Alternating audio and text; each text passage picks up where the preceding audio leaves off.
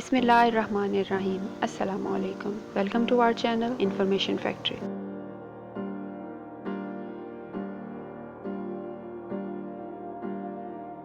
नाज़रीन, ये तो आप सब जानते हैं कि इब्लीस ने हज़रत आदम अलैहिस्सलाम को सजदा करने से इनकार किया और सज़ा का मुर्तकिब ठहरा।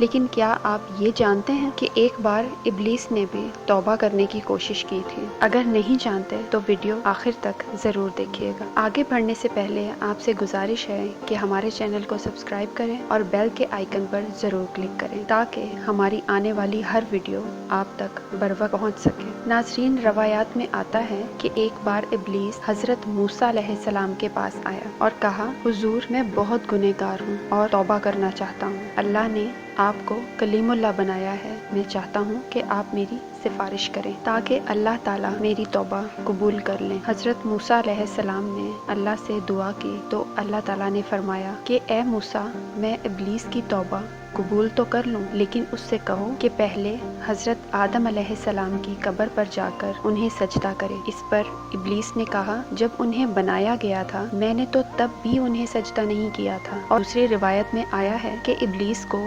1,00,000 साल तक जहन्नुम की आग में जलाया जाएगा। फिर अल्लाह ताला इब्लीस को मैदान महशर में दोबारा बुलाएंगे और एक बार फिर हज़रत आदम अलैहिस्सलाम को सजदा करने का कहेंगे। इस पर वो दोबारा से मना कर देगा और फिर अल्लाह ताला उसे हमेशा के लिए जहन्नुम के सपुर्द कर देंगे। तो इब्लीस की तौबा सिर्फ एक ही शर्त पर कबूल हो सकती थी कि अगर वो हज़रत आदम अलैहिस्सलाम को सजदा करते, लेकिन उसने पहले भी गुरूर किया और इंसानों का दुश्मन बन गया और बाद में भी उस पर डटा रहा। बेशक इब्लीस मुसलमानों का खुला दुश्मन है। अल्लाह ताला हमें इसके शर से महफूज रखे। आमीन।